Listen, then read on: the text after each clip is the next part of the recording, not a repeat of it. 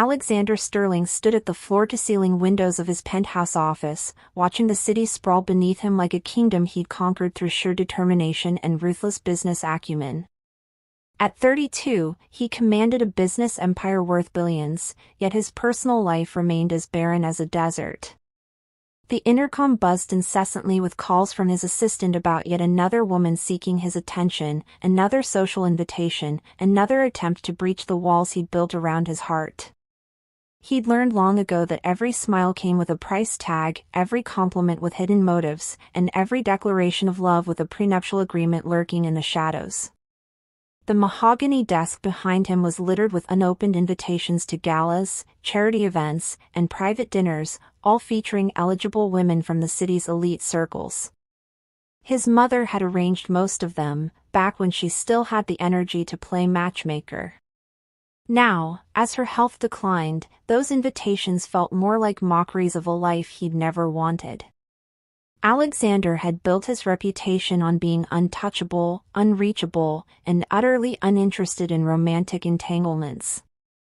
The business magazines called him the Ice King of Industry, and he wore the title like armor against a world that seemed determined to find his weakness. His phone rang, cutting through his brooding thoughts. "Sir, your mother's condition has worsened." His assistant's voice carried a note of urgency that made his blood run cold. "The doctors are recommending round-the-clock private care. They've sent over profiles of several qualified nurses." Alexander closed his eyes, feeling the familiar weight of responsibility settle on his shoulders. His mother, Eleanor Sterling, was the one person who'd never wanted anything from him except his happiness, a happiness he'd sacrificed long ago on the altar of success.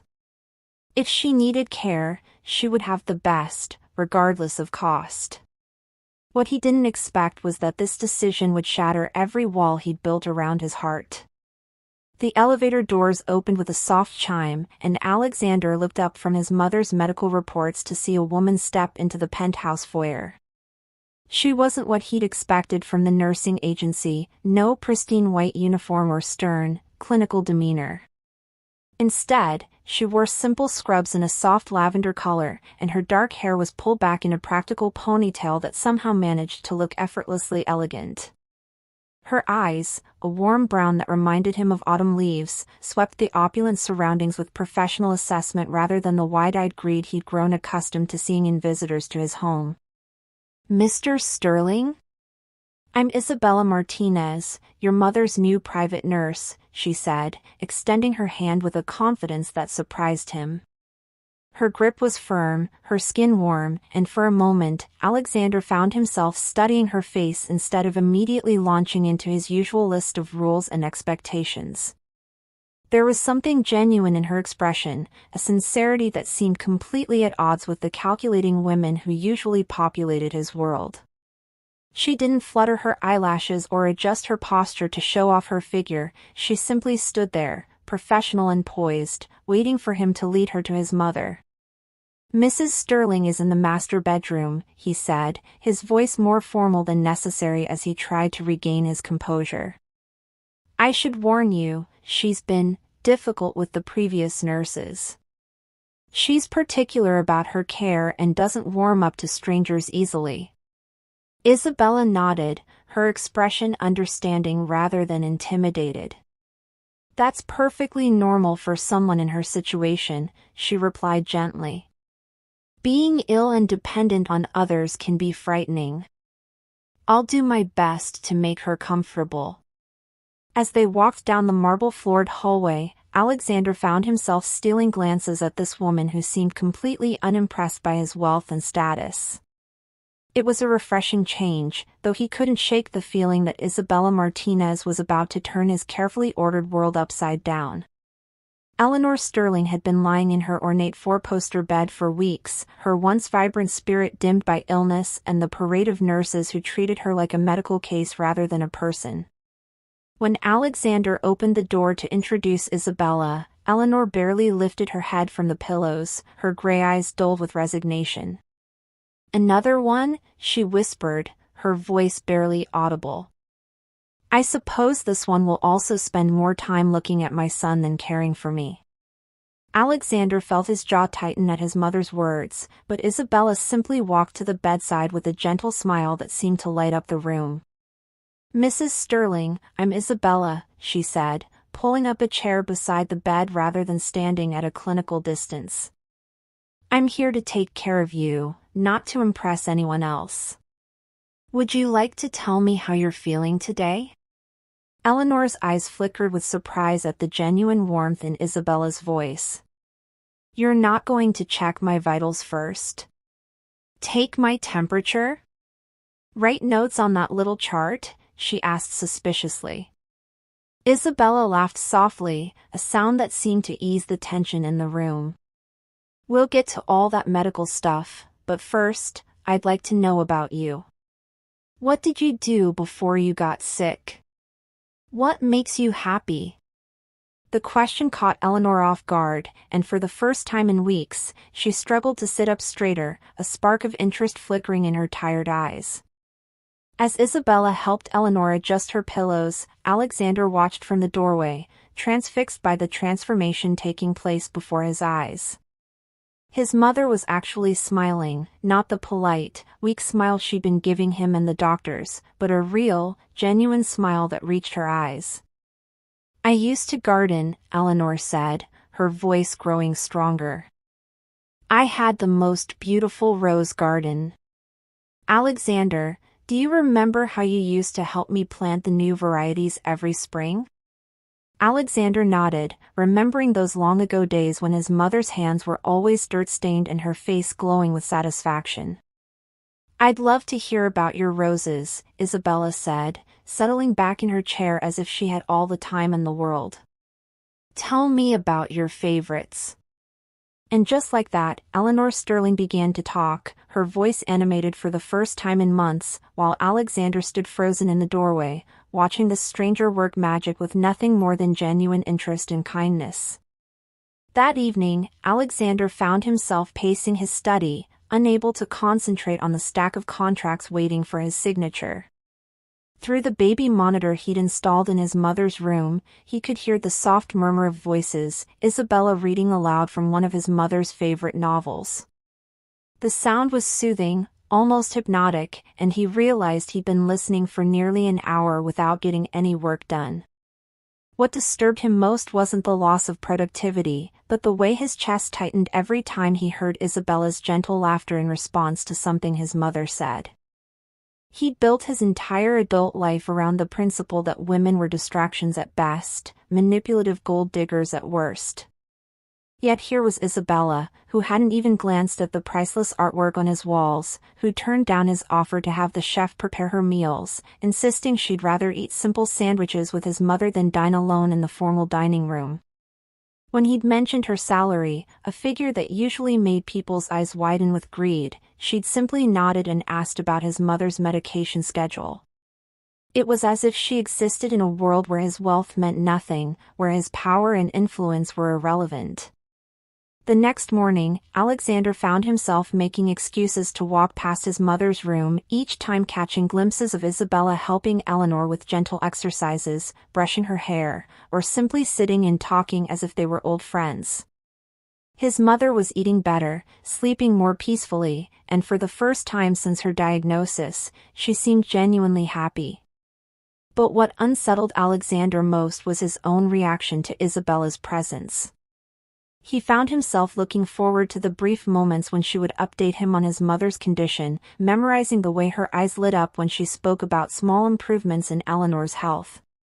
This was dangerous territory, and Alexander Sterling had never been one to venture into danger without a clear exit strategy.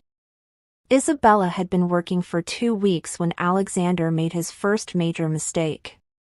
He'd been reviewing quarterly reports in his study when he heard his mother crying, not the quiet tears of pain he'd grown accustomed to, but the deep, wrenching sobs of someone whose heart was breaking. He rushed to her room, expecting to find her in physical distress, but instead found her clutching a photograph of his late father while Isabella sat beside her, tears streaming down her own face. The sight of this woman, this stranger, crying for his mother's pain hit him like a physical blow. "She misses him so much," Isabella whispered when she noticed Alexander in the doorway. She was telling me about their wedding day, how he promised to never leave her alone. Alexander's throat tightened as he watched Isabella gently take the photograph from his mother's shaking hands, studying it with the reverence of someone who understood the weight of true love. "He was a good man," Isabella continued, her voice soft but steady. "She's lucky to have had that kind of love, even if it was taken away too soon." The simple words, spoken with such sincerity, cracked something inside Alexander's chest that he thought was permanently sealed. That night, Alexander found himself in the kitchen at midnight, something he hadn't done since he was a teenager. Isabella was there, making tea and arranging medications for the next day. She looked up in surprise when he entered, her hair loose around her shoulders and her face soft with exhaustion. "Is everything all right?" she asked, immediately concerned. "Your mother's sleeping peacefully." Alexander poured himself a glass of water, using the mundane task to steady his nerves. "I wanted to thank you," he said finally, the words feeling foreign on his tongue. "She hasn't been this happy in months." Isabella smiled, and the warmth of it seemed to fill the sterile, modern kitchen. "She's an amazing woman. You're lucky to have her." The simple statement hit him harder than any business deal or corporate victory ever had, because it was true, and it came from someone who had no reason to flatter him. The first crack in Alexander's armor widened when he found Isabella in his mother's room, both women laughing over a photo album filled with embarrassing pictures of his childhood. His mother was propped up against pillows, looking more alive than she had in months, while Isabella sat cross-legged on the floor, her professional demeanor replaced by genuine delight. "Oh my goodness, look at this one!" Isabella exclaimed, pointing to a picture of 10-year-old Alexander covered in mud after falling into his mother's prized flower bed. "You were adorable!" The word adorable applied to him, cold, calculating Alexander Sterling, was so absurd that he almost laughed out loud. "Alexander was always getting into trouble," Eleanor said, her voice stronger than it had been in weeks. "But he was such a sweet boy. Always bringing me flowers he'd picked from the neighbor's garden." Isabella looked up at Alexander with sparkling eyes, and he felt something shift inside his chest, something warm and unfamiliar. "I can imagine," she said with a grin. "I bet you were the kind of kid who gave his mother gray hair." The easy way she teased him, without fear or calculation, was completely foreign to his experience. Most people either cowered before his reputation or tried to manipulate him with false charm. Isabella did neither, she simply treated him like a normal person, and it was terrifying.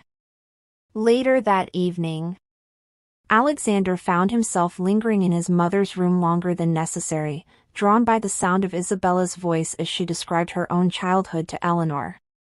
She spoke of a large, chaotic family where everyone talked at once, where Sunday dinners lasted for hours, and where love was measured in homemade meals and shared laughter rather than bank accounts and business deals. As he listened, Alexander realized he was seeing a glimpse of a world he'd never known existed, a world where people's worth wasn't measured by their net worth, where relationships were built on genuine affection rather than mutual benefit. For the first time in his adult life, he wondered what he'd been missing by building walls so high that nothing real could ever reach him. Alexander's carefully constructed routine began to crumble when Isabella started joining him for coffee in the mornings.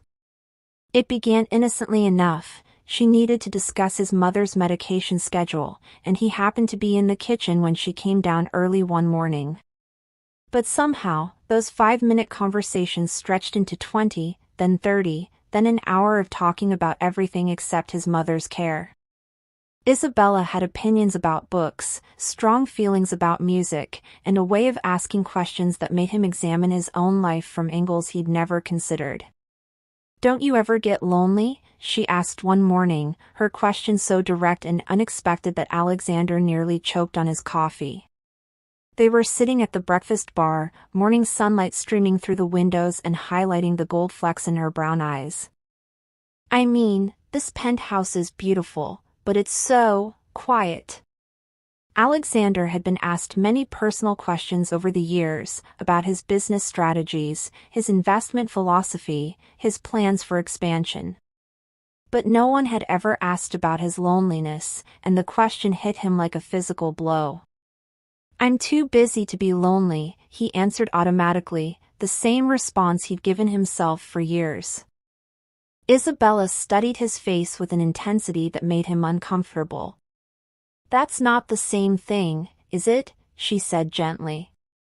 "Being busy and being fulfilled." She paused, stirring her coffee thoughtfully. "Your mother talks about you all the time. She worries that you've forgotten how to be happy." The words hung in the air between them, loaded with implications that Alexander wasn't ready to face. He'd built his entire identity around being successful, powerful, untouchable. The idea that he might be unhappy, that his mother could see through his carefully constructed facade, was more unsettling than any business crisis he'd ever faced. As Isabella excused herself to check on Eleanor, Alexander sat alone in his gleaming kitchen, wondering when the walls he'd built for protection had become a prison instead. 3 weeks into Isabella's employment, Alexander experienced something he'd forgotten existed: spontaneous joy. He was working in his study when he heard music coming from his mother's room, something that hadn't happened since her diagnosis. Curious, he followed the sound to find Isabella teaching Eleanor to dance, both women moving slowly to a gentle waltz playing from Eleanor's old radio. His mother was weak, leaning heavily on Isabella for support, but her face was radiant with happiness as they swayed together in the afternoon sunlight. "I used to love to dance," Eleanor was saying, her voice breathless but filled with wonder. "Your father and I would dance in the kitchen while dinner was cooking. We'd dance at parties, at weddings, sometimes just because we heard a song we loved." Isabella smiled, adjusting her grip to better support Eleanor's weight. "Then we should dance more often," she said simply. "Dancing is good for the soul." As Alexander watched his mother's face light up with pure joy, he felt something crack inside his chest, not painfully, but like ice melting in spring sunshine. This was what happiness looked like, what contentment felt like, and he hadn't seen it in his own home for years. When the song ended, Isabella helped Eleanor back to bed, but his mother was glowing with satisfaction. "Did you see us, Alexander?" she asked when she noticed him in the doorway. "Did you see me dance?" The childlike wonder in her voice brought tears to his eyes, tears he quickly blinked away, but not before Isabella noticed. She didn't comment on his emotional response, but something in her expression softened, and when she looked at him, it was with understanding that made his heart race. That night, Alexander found himself lying awake, not thinking about business deals or market projections, but about the image of his mother dancing, and the woman who'd made that moment possible. Alexander's world shifted completely when he overheard Isabella on the phone with someone who was clearly giving her a hard time.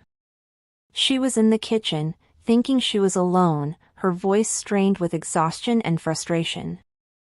"I can't come back right now, Maria. Mrs. Sterling needs me, and I can't abandon her when she's making such progress." The person on the other end was apparently arguing because Isabella's voice rose slightly. "I know the money would be better, but this isn't just about money. She's becoming like family to me." Alexander found himself frozen in the hallway, eavesdropping on a conversation that revealed more about Isabella's character than months of observation. "No, I don't care that he's rich and single," Isabella continued, and Alexander felt his chest tighten. "I'm not here to catch a husband. I'm here to take care of a wonderful woman who deserves better than being treated like a burden." The vehemence in her voice when she defended his mother, the fierce protectiveness, made Alexander's throat constrict with emotion. He'd spent years surrounded by people who saw his mother as an inconvenience, a stepping stone to get closer to him. But Isabella spoke about Eleanor with genuine affection, as if she truly cared about an old woman's happiness. When Isabella finally hung up, she stood for a moment with her head in her hands, looking more exhausted than he'd ever seen her. Without thinking, Alexander stepped into the kitchen. "Is everything all right?" he asked, his voice gentler than usual. Isabella looked up, startled, then gave him a tired smile.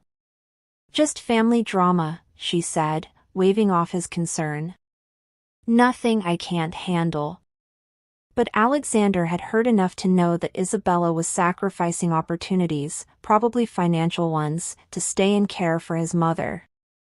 The knowledge that she was choosing his mother's well-being over her own advancement did something to his heart that he couldn't name, couldn't quantify, couldn't protect himself against. The fortress around Alexander's heart suffered its most serious breach when he found Isabella crying in the garden at midnight. She was sitting on the stone bench near his mother's beloved rose bushes, her shoulders shaking with silent sobs. Alexander had come outside to clear his head after a particularly difficult day of business meetings, and the sight of the strong, capable woman in distress hit him like a physical blow. Every instinct told him to retreat, to maintain the professional distance he'd always kept, but something stronger pulled him forward. "Isabella?" he said softly, not wanting to startle her. She looked up, her face streaked with tears, and his chest tightened painfully. "I'm sorry," she whispered, wiping her eyes. "I didn't mean to disturb you. I just needed some air." Alexander found himself sitting beside her on the bench, closer than he'd ever been to any woman in years. "What's wrong?" he asked, surprised by how much he needed to know what had caused her pain. Isabella was quiet for a long moment, staring at the roses that glowed silver in the moonlight. "My father," she said finally. "He's sick too, and I can't be there for him. I'm here taking care of your mother while my own family needs me." The guilt in her voice, the way she blamed herself for choosing to care for Eleanor, made Alexander's heart ache in ways he didn't know were possible. "Why don't you go to him?" he asked, dreading the answer because he knew what it would mean for his mother.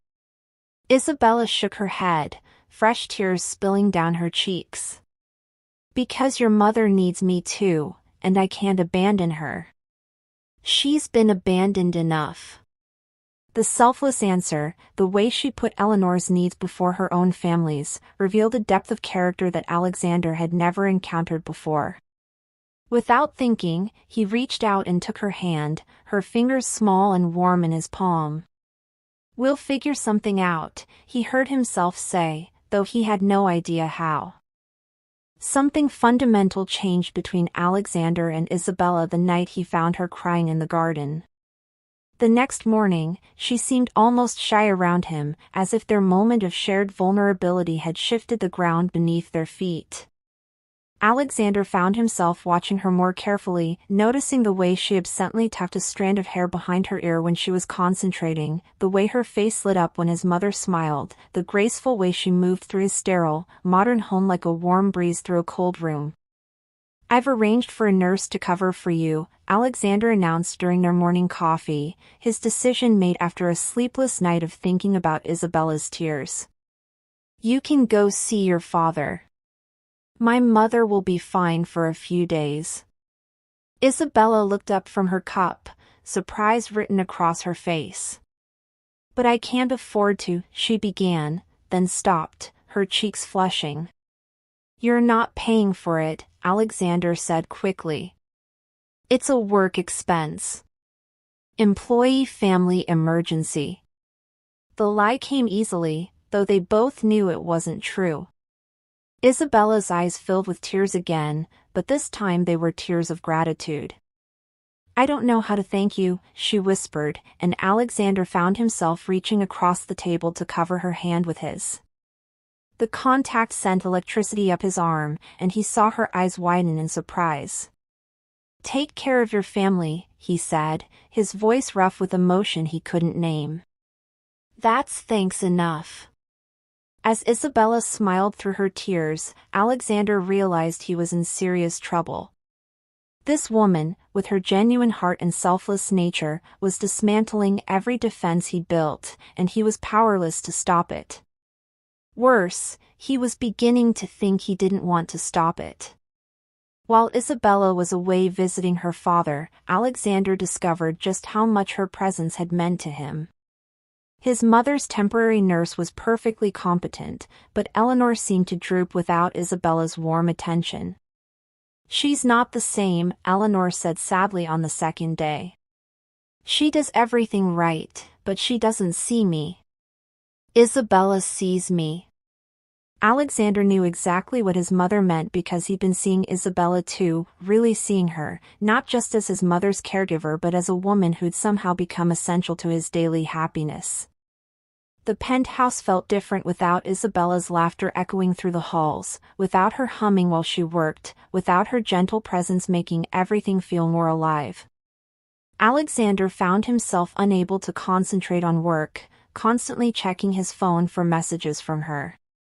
When she finally called to update him on her father's condition, the sound of her voice made his chest tighten with relief he hadn't expected to feel. "He's doing better," she said, and he could hear the smile in her voice. "The doctor says he'll make a full recovery. I should be back tomorrow evening." "Take all the time you need," Alexander heard himself say, though every fiber of his being wanted her back immediately. "Family comes first." After they hung up, Alexander sat in his study, staring at the stack of contracts that had once been the most important thing in his world. Now they seemed like meaningless papers compared to the warmth of Isabella's voice, the joy she brought to his mother's life, the way she'd made him feel alive again. He was falling in love, and the realization should have terrified him. Instead, it felt like waking up from a long, cold dream. Isabella's return to the penthouse was like sunshine breaking through storm clouds. Alexander found himself waiting by the elevator, something he'd never done for anyone in his life, his heart pounding with anticipation that had nothing to do with his mother's care and everything to do with seeing Isabella's face again. When the doors opened and she stepped out, tired but smiling, Alexander felt his world shift back into focus. She was carrying a small potted plant, her father's favorite orchid, and her eyes were bright with the joy of good news. "He's going to be fine," she said before Alexander could even ask, her smile radiant. "The surgery went perfectly, and he's already complaining about the hospital food, which the doctors say is a very good sign." Alexander found himself smiling too, genuinely happy for her relief and joy. "I'm glad," he said, meaning it more than he'd meant anything in years. "Your family must be relieved." Isabella nodded, then looked around the penthouse foyer as if seeing it for the first time. "It's strange," she said softly. "I was only gone 3 days, but this feels like coming home." The words hung in the air between them, loaded with meaning that neither of them was ready to acknowledge. Eleanor's joy at Isabella's return was infectious, and Alexander found himself lingering in his mother's room longer than usual, drawn by the sound of their animated conversation about Isabella's family, her father's recovery, and the orchid she'd brought as a gift. Watching them together, Alexander realized that Isabella had become more than just his mother's nurse, she'd become family. And somewhere in the past weeks, she'd become something he couldn't name to him as well, something that made his carefully ordered world seem incomplete when she wasn't in it. The moment Alexander knew he was completely lost came during a late-night thunderstorm. He was working in his study when he heard footsteps in the hallway, followed by his mother's frightened voice calling for Isabella. He found Isabella in Eleanor's room, holding his mother's hand as lightning illuminated the windows and thunder shook the building. "It's all right," Isabella was saying softly. "It's just a storm. You're safe here." Eleanor, usually so dignified and composed, was clinging to Isabella like a child, her face pale with fear. "She's been terrified of storms since my father died," Alexander explained quietly, stepping into the room. He used to hold her during bad weather, tell her stories to distract her. Isabella looked up at him, her eyes full of understanding and compassion. "Would you like to tell her a story now?" she asked gently. "I think she'd like to hear your voice." The suggestion was so simple, so natural, but it required Alexander to step outside his comfort zone, to be vulnerable in a way he'd avoided for years. Under Isabella's encouraging gaze, he found himself sitting on the edge of his mother's bed, taking her other hand. As Alexander told his mother stories about their family, about his father's adventures and his mother's strength, Isabella sat quietly beside them, her presence a warm anchor in the storm. When Eleanor finally fell asleep, still holding both their hands, Alexander realized that the three of them formed a perfect circle of connection, of love, of family. He looked across his mother's sleeping form at Isabella, and the tenderness in her eyes as she watched him with his mother made his heart stop. In that moment, with rain pattering against the windows and his mother sleeping peacefully between them, Alexander knew that he'd found something worth more than all his wealth and success combined. Alexander spent the next morning in his study, trying to convince himself that what he'd felt the night before was temporary insanity brought on by stress and exhaustion. He had rules, boundaries, principles that had kept him safe for years. Getting emotionally involved with employees was a recipe for disaster. Getting involved with anyone was dangerous. But every time he heard Isabella's voice in the hallway, every time he glimpsed her caring for his mother, every time she smiled at him during their morning coffee conversations, his resolve weakened a little more. "You're distracted," his business partner noted during their video conference call. "Are you feeling all right? You've been different lately." Alexander forced himself to focus on the quarterly projections, but his mind kept drifting to Isabella reading to his mother, to the way she'd cried for his mother's loneliness, to the warmth of her hand in his during the storm. He'd built his entire identity around being focused, driven, immune to distractions. Now he couldn't get through a business meeting without thinking about a woman who made his mother laugh and his heart race. That evening, Alexander found himself standing outside his mother's room, listening to Isabella sing softly while she helped Eleanor with her evening routine. The melody was something he didn't recognize, probably a lullaby from Isabella's childhood, and it filled the hallway with warmth and comfort. As he listened, Alexander realized that Isabella had brought something into his home that he'd never known was missing, the feeling of being part of a real family, not just a business dynasty. The knowledge that he was falling in love with his mother's nurse should have sent him running. Instead, it made him want to fight for something he'd never thought he deserved. Eleanor Sterling had been observing her son for weeks, watching him transform from the cold, distant businessman he'd become into someone who resembled the loving boy she remembered. She'd noticed the way his eyes followed Isabella around the room, the way his voice softened when he spoke to her, the way he found excuses to linger in conversations that should have been brief and professional. Eleanor had also noticed the way Isabella's cheeks flushed when Alexander entered a room, the way she asked casual questions about his childhood, the way she carefully avoided looking at him directly when they were all together. "Isabella, dear," Eleanor said one afternoon when they were alone, her voice carrying the wisdom of someone who'd loved deeply and lost greatly. "My son is a good man, but he's forgotten how to open his heart." Isabella looked up from the book she'd been reading aloud, her expression carefully neutral.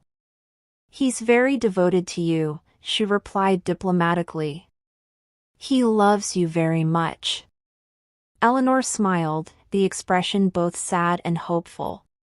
"He does, but he loves you too, even if he's too scared to admit it. And unless I'm very much mistaken, you love him as well." The color that flooded Isabella's cheeks was answer enough, but Eleanor pressed on gently. "He's been hurt before, you know. Not by romantic love, he's never allowed himself to get close enough for that. But by people who wanted to use him, who saw only his wealth and success. He's built walls so high that he's forgotten there's a world outside them." Isabella's eyes filled with tears, and Eleanor reached out to take her hand. "But you see him, don't you? The real him, not the businessman or the millionaire. You see, the boy who used to pick flowers for his mother, who used to believe in love before the world taught him to be afraid of it. Isabella nodded, unable to speak, and Eleanor squeezed her hand. Then don't give up on him.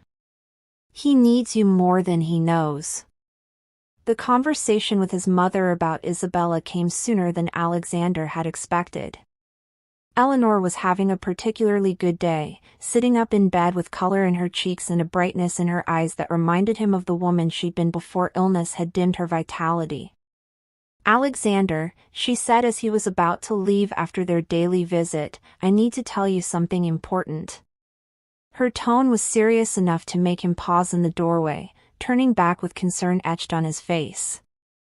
"I'm getting better," Eleanor said simply, her words hitting Alexander like a physical blow. "The doctors confirmed it this morning. Isabella's care, the happiness she's brought me, the will to live that she's given me back, it's working. I'm going to recover." Alexander should have been overjoyed, should have been celebrating, but all he could think about was what his mother's recovery meant for Isabella's employment. If Eleanor didn't need round-the-clock care, there would be no reason for Isabella to stay. The thought of losing her sent panic shooting through his chest. "That's wonderful news," he managed to say, though his voice sounded hollow even to his own ears. Eleanor studied his face with the shrewd intelligence that had made her such a formidable partner to his father in business and in life. "But you're not thinking about my health, are you?" she asked gently. "You're thinking about what happens to Isabella when I don't need a nurse anymore." Alexander felt exposed, as if his mother could read every thought he'd been trying to hide. "She's been good for you," Eleanor continued. "She's done something I thought was impossible. She's made you remember how to be human again. Don't let her go, Alexander. Don't let fear rob you of the best thing that's ever happened to you." Alexander found Isabella in his mother's room that evening, packing medical supplies with the efficiency of someone who'd done this many times before. His mother was sleeping peacefully, her breathing steady and strong for the first time in months. The improvement in Eleanor's condition was undeniable, and Alexander knew that Isabella would soon be moving on to her next patient, her next family, her next temporary home. The thought made his chest tight with panic he couldn't suppress. "My mother told me about her prognosis," Alexander said quietly, not wanting to wake Eleanor. Isabella looked up from her packing, her expression carefully professional. "Yes, it's wonderful news. She's made remarkable progress. I think she'll be able to manage with just a visiting nurse soon." Her words were clinical, appropriate, but Alexander could hear the sadness underneath them. She didn't want to leave any more than he wanted her to go, but she was too professional to say so. "Isabella," Alexander said, his voice rougher than he intended. "I need to tell you something." She straightened, giving him her full attention, and Alexander felt his carefully prepared words scatter like leaves in the wind. "I know this is inappropriate. I know you're my employee and I'm your boss and there are boundaries that shouldn't be crossed. But I can't let you leave without telling you that these past weeks have been..." He paused, struggling to find words for feelings he'd never experienced before. "You've changed everything. You've made my mother happy, you've brought life back to this house, and you've made me realize that I've been living half a life." Isabella's eyes filled with tears, and Alexander took a step closer, his heart pounding. "I'm in love with you, Isabella. I know I have no right to be, but I am." Isabella's response wasn't what Alexander had expected. Instead of the immediate rejection he'd braced himself for, or the calculating interest he'd learned to fear from other women, she simply stood there with tears streaming down her face, her hands pressed to her heart as if she could hold the pieces together. "Alexander," she whispered, his name a prayer on her lips. I've been in love with you for weeks. I've been fighting it, trying to stay professional, trying to remember that this is temporary, but I can't pretend anymore. The confession hung in the air between them, fragile and precious as spun glass. Alexander felt his world tilt on its axis, everything he'd believed about himself and his life suddenly thrown into question. "But I'm not the man you think I am," he said, his voice breaking. "I'm cold, I'm selfish, I've built my entire life around keeping people at a distance. I don't know how to be what you deserve." Isabella stepped closer, her hand reaching up to touch his face with infinite gentleness. "You're not cold," she said softly. "You're scared. There's a difference. I've seen you with your mother, I've seen the way you worry about her, the way you do anything to make her happy. That's not selfish, Alexander. That's love." Her words broke something open inside his chest, years of careful control crumbling under the weight of her acceptance. "I've never felt this way about anyone," he admitted, his voice barely above a whisper. "I don't know how to do this, how to be in love without destroying it." Isabella's smile was radiant, transforming her face into something so beautiful it made his heart ache. "Then we'll figure it out together," she said simply. "Love isn't something you master, Alexander. It's something you surrender to." As she spoke, she rose on her tiptoes, her lips meeting his in a kiss that was gentle and fierce, tender and desperate all at once. In that moment, Alexander understood that all his wealth, all his success, all his carefully constructed empire meant nothing compared to this, the simple, terrifying, wonderful reality of being loved by someone who saw past his walls to the man he'd forgotten he could be. The morning after their confession changed everything and nothing at all. Alexander woke up in his empty bedroom, wondering if the previous night had been a dream, but the lightness in his chest and the way his heart raced at the thought of seeing Isabella again confirmed that it had all been beautifully, terrifyingly real. He found her in the kitchen, preparing breakfast for his mother, humming the same lullaby he'd heard her sing before. When she looked up and saw him, her cheeks flushed pink, and she gave him a shy smile that made his knees weak. "Good morning," she said softly, as if testing how the words would sound between them now that everything had changed. Alexander moved toward her, drawn by an invisible force he no longer wanted to resist. "Good morning," he replied, his voice rougher than usual. They stood there for a moment, the kitchen island between them, both uncertain how to navigate this new territory. Finally, Alexander reached across the granite surface to touch her hand, and the simple contact sent electricity through both of them. "I meant what I said last night," he said, needing her to know that the morning light hadn't changed his feelings. "Every word." Isabella's smile was radiant, chasing away the last of Alexander's doubts. "So did I," she whispered, squeezing his hand. "But we need to talk about what this means, about how to handle your mother's care, about—" Alexander silenced her with a gentle finger to her lips. "We'll figure it out," he said, echoing her words from the night before. "Together." The word felt foreign on his tongue, he'd been alone for so long that the concept of together seemed like a language he'd never learned. But looking at Isabella, seeing the love and acceptance in her eyes, he realized he was ready to learn. He was ready to risk everything for the chance to build something real with this woman who had shown him what it meant to truly live. Eleanor Sterling's reaction to the change in her son and Isabella's relationship was immediate and overwhelming. She'd been pretending to sleep when they'd confessed their feelings the night before, and she'd spent the hours since then alternating between tears of joy and prayers of gratitude. When Alexander and Isabella came to her room that morning, hands linked and faces glowing with new love, Eleanor felt her heart swell with a happiness she hadn't experienced since her husband's death.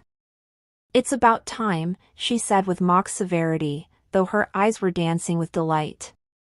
"I was beginning to think I'd have to lock you two in a room together." Alexander felt his cheeks burn with embarrassment, but Isabella laughed, the sound filling the room like music. "Were we that obvious?" she asked, settling into her usual chair beside Eleanor's bed. "Obvious?" Eleanor repeated with a snort. "My dear, you've been looking at each other like lovesick teenagers for weeks. I was starting to worry that you'd both die of longing before one of you worked up the courage to do something about it." The easy way his mother accepted their relationship, the joy in her voice when she spoke about their future together, made Alexander realize how much he'd underestimated her wisdom. Eleanor had been orchestrating this from the beginning, hadn't she? Choosing Isabella not just for her medical skills, but for her heart. "I want you to be happy," Eleanor said, reaching for both their hands. "Both of you. You've given me back my life, Isabella, and you've given me back my son. Now I want to give you both something in return, my blessing, my love, and my promise that you'll always have a home here, whether I need medical care or not." The words were a gift more precious than any inheritance, and Alexander felt tears prick his eyes as he realized his mother was giving him permission to love without guilt, without fear, without the barriers he built around his heart. Alexander's newfound happiness was tested when his business partner, Marcus, arrived unexpectedly at the penthouse with urgent contracts that needed immediate attention. Marcus had been Alexander's closest friend for years, but their relationship was built on mutual respect for each other's ruthless business acumen rather than personal affection. When Marcus saw Isabella in the kitchen, making lunch for Eleanor, his reaction was exactly what Alexander had feared, calculating interest and barely concealed suspicion. "So this is the nurse I've been hearing about," Marcus said, his tone polite but cold. "I have to say, Alexander, mixing business with pleasure isn't usually your style." Alexander felt his protective instincts flare, but Isabella handled the situation with grace that took his breath away. "I'm Isabella Martinez," she said, extending her hand with professional confidence. "I'm here to care for Mrs. Sterling, and I'm very good at my job." Marcus shook her hand, but his smile was predatory. "I'm sure you are. It's amazing what some people will do for the right price." The insult hung in the air like poison, and Alexander felt his temper ignite. "That's enough," he said, his voice deadly quiet. "You're a guest in my home, Marcus. I suggest you remember that." But Isabella placed a calming hand on his arm, her touch instantly soothing his anger. "It's all right," she said softly. "I understand his concern. Anyone who cares about you would be protective." Her gracious response to Marcus's rudeness, the way she diffused the tension without losing her dignity, made Alexander's love for her deepen even more. This was the woman he wanted by his side, facing whatever challenges their future might bring. As Marcus watched their interaction, something shifted in his expression, and Alexander realized his friend was beginning to understand that Isabella wasn't like the other women who'd tried to use him. She was something rare and precious, she was real. The real test of Alexander and Isabella's relationship came when Eleanor had a minor health scare that required an overnight hospital stay. As Alexander paced the hospital waiting room, his mind racing with worst-case scenarios, Isabella sat calmly beside him, her hand resting gently on his arm. "She's going to be fine," she said softly, her voice steady and sure. "The doctors caught it early, and she's stronger than she was a month ago. You helped save her life by getting her the care she needed." Alexander wanted to believe her, but fear made his chest tight with panic. "What if she's not?" he asked, voicing the terror that had haunted him since his father's death. "What if I lose her too?" Isabella turned to face him fully, her eyes full of compassion and understanding. "Then we'll face it together," she said simply. "But right now, she's fighting, she's strong, and she has everything to live for. She has you, and she has us. The wordus hit Alexander like a revelation. For the first time in his adult life, he wasn't facing a crisis alone. He had someone who would stand with him, who would share his burdens and his fears without trying to fix him or change him or use his vulnerability against him. When the doctor finally emerged with good news, Eleanor's episode had been minor, easily treated, and she would recover fully. Alexander felt his knees buckle with relief. Isabella caught his arm, steadying him, and he realized that her strength had been holding him up all along. "Thank you," he whispered, though the words were inadequate for what he felt. "For everything. For being here, for believing in her recovery, for not letting me face this alone." Isabella's smile was soft and full of love. "That's what partners do," she said, and Alexander felt his heart expand with joy at hearing her claim that role in his life. They were partners now, in every sense of the word, and the future that had seemed so uncertain suddenly felt full of infinite possibility. Bringing Isabella officially into his life proved easier than Alexander had expected, though it required him to make changes he'd never thought possible. The first was converting one of the guest rooms into a proper suite for Isabella, complete with a sitting area where she could have privacy when she needed it. The second was having a frank conversation with his household staff about Isabella's new role, not just as his mother's caregiver, but as someone who would be permanently part of the family. The third, and most difficult, was learning to share his space and his life with someone else. Alexander had lived alone for so long that he'd forgotten what it meant to consider another person's needs and preferences. Isabella's presence in his home was like adding color to a black and white photograph. Everything became more vibrant, more alive, more real. She rearranged his sterile living room to create cozy conversation areas, filled his empty kitchen with the sense of home-cooked meals, and brought laughter and warmth to rooms that had been silent for years. At first, the changes made him nervous, but gradually he began to appreciate the way Isabella's influence softened the harsh edges of his bachelor lifestyle. The most profound change was in his relationship with his mother. With Isabella as a bridge between them, Alexander found himself talking to Eleanor about things he'd never shared before, his fears about the business, his regrets about the years he'd spent building walls instead of relationships, his dreams for a future that included love and family instead of just success. Eleanor bloomed under this new attention, her health improving not just from Isabella's medical care but from the joy of having her son back emotionally. Watching them together, Alexander realized that Isabella hadn't just saved his mother's life, she'd saved his soul. 3 months after their first kiss, Alexander began planning something he'd never thought he'd do, a marriage proposal. The idea terrified and thrilled him in equal measure, but he knew with absolute certainty that he wanted to spend the rest of his life with Isabella. The challenge was figuring out how to propose to a woman who'd fallen in love with him despite his wealth, not because of it.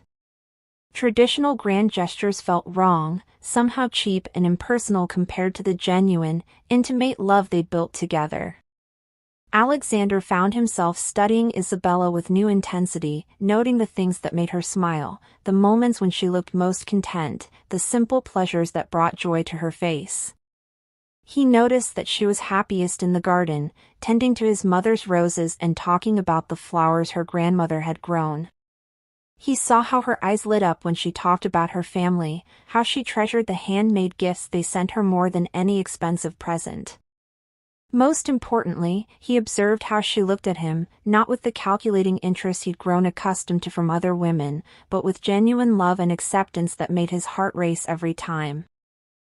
The perfect moment came to him during one of their evening walks through the garden. Isabella was deadheading the roses, her hands gentle and sure, her face peaceful in the golden light of sunset. She looked up when she sensed him watching her, and her smile was so radiant that it took his breath away. "What are you thinking about?" she asked, wiping her hands on her gardening apron. "You have that look you get when you're planning something big." Alexander's heart pounded as he realized this was it. This was the moment he'd been waiting for, not a grand production but a simple, perfect instant of connection between them. Alexander had planned to wait until he had the ring, until he had the perfect speech prepared, until he could orchestrate the ideal romantic setting. But standing in the garden with Isabella, watching her tend to his mother's roses with the same gentle care she'd shown his family, he realized that this moment was already perfect.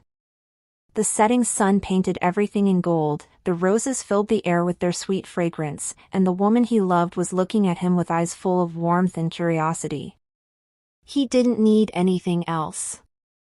"Isabella," he said, his voice rough with emotion. "I need to ask you something." She straightened, brushing dirt from her hands, her expression becoming attentive. "These past months with you have been the happiest of my life. You've shown me what it means to be part of a real family, what it feels like to love someone more than yourself, what it's like to have someone love you for who you are rather than what you can provide."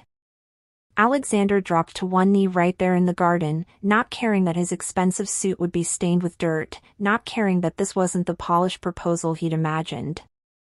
"I don't have a ring yet, I don't have a speech prepared, but I can't wait another moment to ask you, will you marry me?" Isabella's hands flew to her mouth, tears streaming down her face as she stared at him in shock. "Alexander," she whispered, and he felt his heart stop, terrified that she might say no. "I don't need a ring," she said, dropping to her knees in front of him, her hands cupping his face.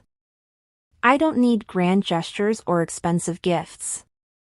I just need you, exactly as you are, for the rest of my life." Her kiss was his answer, sweet and desperate and full of promises, and when they finally broke apart, both of them were crying. "Yes," she whispered against his lips. "Yes, yes, 1,000 times yes." As they knelt together in the garden, surrounded by roses and bathed in golden light, Alexander felt his heart expand with joy so pure it was almost painful. This was what happiness felt like, not the cold satisfaction of a business deal well done, but the warm, overwhelming certainty of being loved and loving in return. Eleanor Sterling's reaction to their engagement was everything Alexander had hoped for and more. When they found her in her sitting room, reading peacefully in her favorite chair, she looked up with the knowing smile of a woman who'd been expecting this moment. "Well," she said, setting down her book. "Are you going to keep me in suspense, or are you going to tell me why you both look like you've been crying happy tears?" Isabella laughed, holding up her ring finger with its absent ring. "We're engaged," she said, the words sounding like music. "Alexander proposed in the garden, and I said yes." Eleanor's face lit up with pure joy, and she struggled to her feet, her health so improved that she needed no assistance. "Oh, my darlings," she said, embracing them both. "I've been praying for this moment since the day Isabella walked into our lives. You're perfect for each other, absolutely perfect." Alexander felt his throat tighten with emotion as he watched his mother hold Isabella, two of the most important women in his life celebrating their future together. "I want to help plan the wedding," Eleanor continued, her voice strong and excited. "I want to be involved in every detail, from the flowers to the music to the menu. This is going to be the most beautiful celebration." The evening that followed was unlike any Alexander had ever experienced. Instead of the formal dinners he was accustomed to, they ordered pizza and ate in the kitchen, talking and laughing until late into the night. Isabella called her family to share the news, and the penthouse was filled with the sound of joyful voices speaking in rapid Spanish, congratulating them and offering blessings for their future. Alexander found himself drawn into conversations with Isabella's relatives, people who welcomed him warmly despite never having met him, who judged him by his love for Isabella rather than his bank account. As he listened to their stories and shared in their joy, Alexander realized he was gaining more than a wife, he was gaining a family, a community, a whole new way of understanding what it meant to be rich. Planning their wedding became an exercise in finding the perfect balance between Alexander's desire to give Isabella everything she deserved and Isabella's wish for a celebration that felt authentic to who they were as a couple. Alexander's first instinct was to hire the most expensive wedding planner, book the most exclusive venue, and create an event that would be talked about for years. But Isabella gently steered him towards something more intimate, more personal, more reflective of the love they'd built in quiet moments and gentle gestures. "I want our wedding to feel like us," Isabella explained as they sat in Eleanor's garden, surrounded by catalogs and fabric samples. "Not like a business merger or a social event, but like a real celebration of our love." Alexander struggled to understand what she meant until Eleanor intervened with her characteristic wisdom. "She means she wants a wedding that would make your father proud," Eleanor said gently. "He always said the best celebrations were the ones where people remembered the joy, not the expense." The words hit Alexander like a revelation, and he realized he'd been thinking about their wedding the same way he approached business deals, as a display of power and success rather than an expression of love. The wedding they planned together was everything Alexander had never known he wanted. They would marry in the garden where he proposed, surrounded by Eleanor's roses and the people who truly mattered to them. Isabella's family would fly in from across the country, and Alexander found himself excited to meet the extended clan of relatives who'd raised the woman he loved. The guest list was small but meaningful: close friends, family members, and a few business associates who'd shown genuine care for Alexander's happiness rather than just his success. As the plans came together, Alexander realized that this wedding would be the first major event of his life that was about joy rather than achievement, about love rather than status. It felt like the beginning of an entirely new chapter, not just for him and Isabella, but for the man he was becoming. The morning of their wedding dawned clear and bright, with a gentle breeze that carried the scent of roses through the garden. Alexander woke up in his bedroom for the last time as a single man, his heart racing with anticipation and joy. He'd spent the night before in his study, unable to sleep, writing vows that attempted to capture the magnitude of what Isabella had brought to his life. The words seemed inadequate, but they were true, and he hoped they would be enough to express the depth of his love and gratitude. Isabella had spent the night in the guest suite with her mother and sisters, who'd arrived 3 days earlier and immediately filled the penthouse with laughter, music, and the warm chaos of a loving family. Alexander could hear their voices through the walls, a symphony of joy that made his heart swell with happiness. He was gaining more than a wife today. He was gaining a family that would love him not for his wealth or success, but simply because he loved Isabella and she loved him in return. The ceremony itself was perfect in its simplicity. Alexander stood in the garden, wearing his father's watch and his grandfather's cufflinks, surrounded by roses and the people who mattered most. When Isabella appeared, walking toward him with her father's arm linked through hers, Alexander felt his heart stop. She was radiant in a simple white dress that flowed like water, her hair crowned with flowers from Eleanor's garden, her face glowing with happiness. As she placed her hand in his and they spoke their vows, Alexander felt the last of his walls crumble completely. He was no longer the cold, isolated businessman who'd built his life around protecting himself from hurt. He was a man in love, a man who'd found his home in another person's heart, a man who was finally, completely, authentically happy. 6 months after their wedding, Alexander and Isabella Sterling were living a life that bore no resemblance to the cold, isolated existence Alexander had known before. The penthouse had been transformed into a warm, welcoming home where Isabella's family visited regularly, where Eleanor held court in the garden teaching her new daughter-in-law about roses, and where laughter was as common as the sound of classical music that had once been the only noise in the sterile halls. Alexander had made changes to his business practices too, delegating more responsibility to his partners so he could spend time with his family. He discovered that success felt different when you had someone to share it with, when your achievements were celebrated by people who loved you rather than envied you. Isabella had continued working as a private nurse, but now she chose her cases based on passion rather than necessity, often taking on patients who reminded her of Eleanor, people who needed not just medical care but genuine human connection. The greatest joy in their new life was the news Isabella had shared just that morning over breakfast. They were expecting their first child, a baby who would grow up in a home filled with love, laughter, and the kind of genuine happiness that money couldn't buy.